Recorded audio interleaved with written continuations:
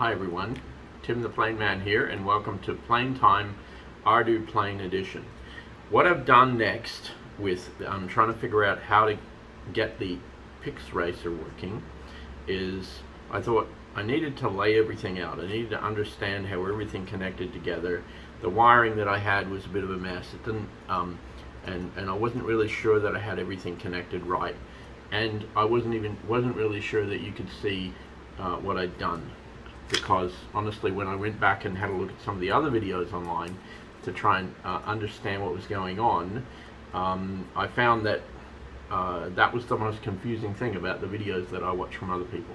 That, you know, they would quickly plug a couple of things in, do a little bit of soldering, and shove a bunch of stuff into a plane, and then say, oh, I plugged this in here, and it's like, huh? What did you plug in where? Well, what I've done here is I've laid out the complete set of equipment that I think is what I need to run PixRacer, running ArduPlane, in a plane. I have everything. I have servos, I have a motor. I don't have a plane, and I think that maybe that might help to keep it really clear. So the PixRacer is I think it's really nice. It has a really simple set of connectors on the side of the box, and as I mentioned, the package that I got, the M8N, which includes the GPS module, also included pretty much all the wires that I need to make this work. So I'm just going to go quickly run around the plane and show you everything that I've figured out. The first one, I guess we'll start with the top. This is the Wi-Fi module that came with the package. It has 8 pins, and the little pin out sockets on the top of the PixRacer, there's 10 pins. There's a picture in the PixRacer documentation. It's very clear. It shows that the last 2 pins shouldn't have anything connected into it, and that this module should be connected and plugged into the 8 pins on the right hand or the back end of the PixRacer module.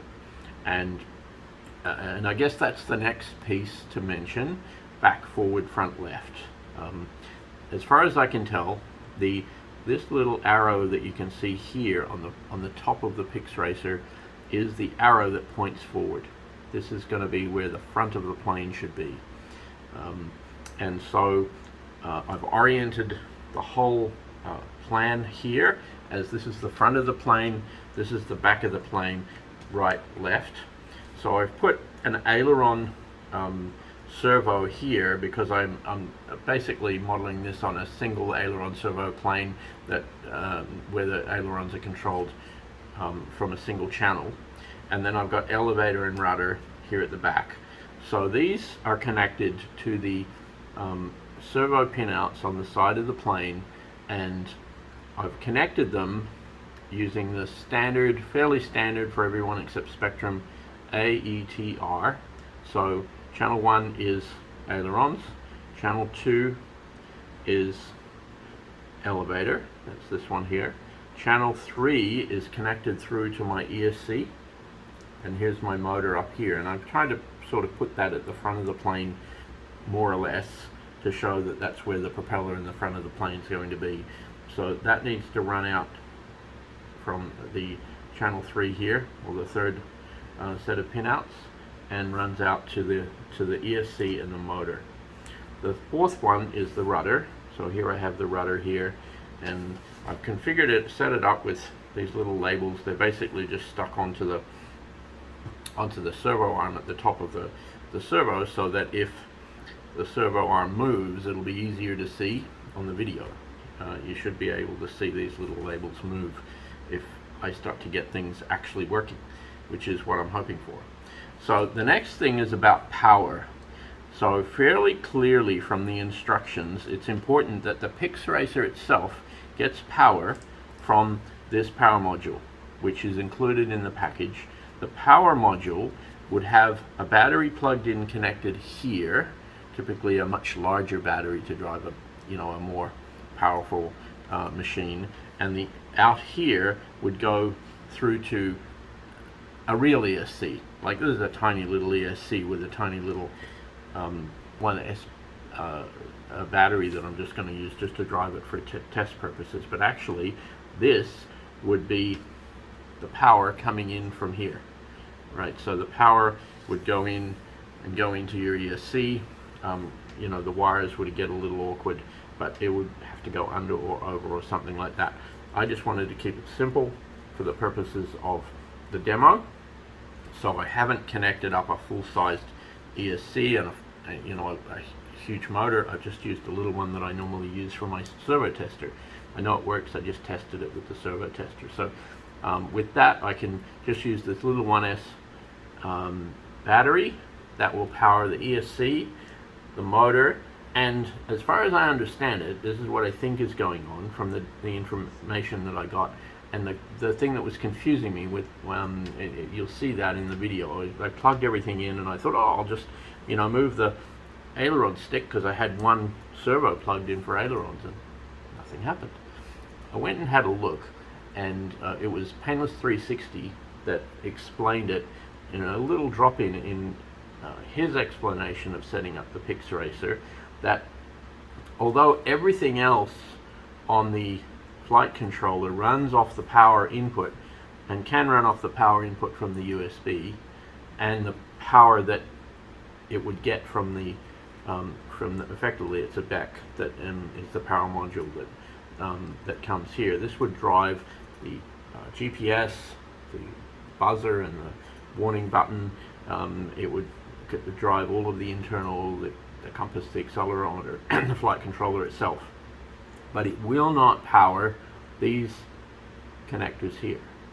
I'm guessing, and sort of reading between the lines, that that the actual power circuit for these is independent of the power for the rest of the box, and probably there's something about the wiring there, because you know what again what Painless 360 said was that your servos won't work until you actually power the flight controller from your ESC, and so that's what I've basically done here. So I've tested this out. This tiny little battery does have a charge in it, and it's got enough power to run the servos just for testing purposes and to run the motor. Now notice one other thing about that, just because it might be confusing, is that if I continue around my explanation of where everything's plugged in, so I've got the connector here for the safety buzzer. It actually connects into the bottom plug on the side of the connector here. I don't want to use that because I think that'll just get in the way of making things work, but this is where it would actually go. There's the actual plug is right there on the side, so I wanted to show that. So we've got power, we've got our servo and our ESC connected up to our outputs, which match the configuration on Mission Planner for the servo outputs. And if I go around, I've got USB, I've got my SD card on the side, and here is where, if you remember, I had to figure out how to take the separate wires that come out of the RC in plug that come with it here, and wire them up so that they would communicate to the receiver. So just reiterating what happened again here is basically I've got the red wire, which is the end one, the white wire, which is the next one, and the black wire, which is the end one. They actually run out and they're connected, and I've just basically used little male-to-male single wires to connect each one of those sockets to the wire that comes with the receiver, that is a servo wire intended to actually be plugged in. If you didn't have a if you didn't have one of these, it would basically be well, it has to have a flight control, so it could potentially plug in directly to something. So so basically these this is the PPM out from the receiver.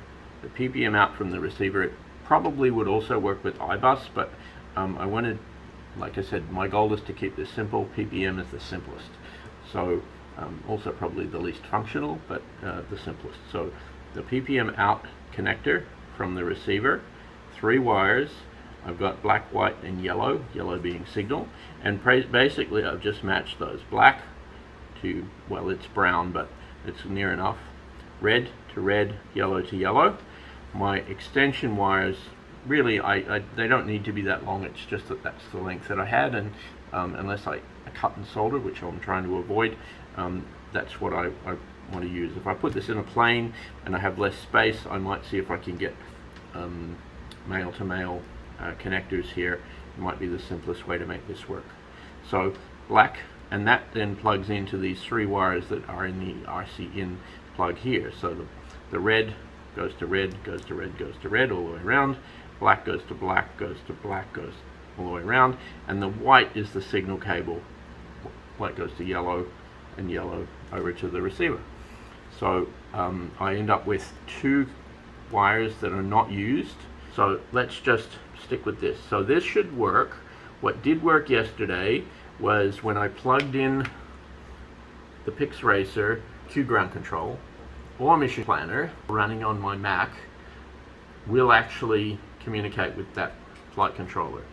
QGroundControl was able to flash the firmware, and so I put, according to Ground Control, the most stable, recent stable version of ArduPlane 4.09 on here. If you actually look at the ArduPlane website, it's 4.1.0, but near enough for what I'm doing.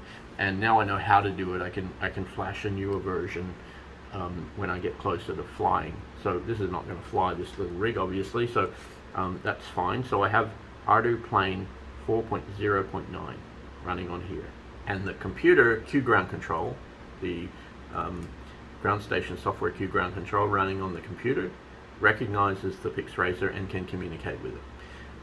Mission Planner, the special Mac build, when I say special because it's not officially released, officially published version, but it is sort of part of the build release from the ArduPlane project.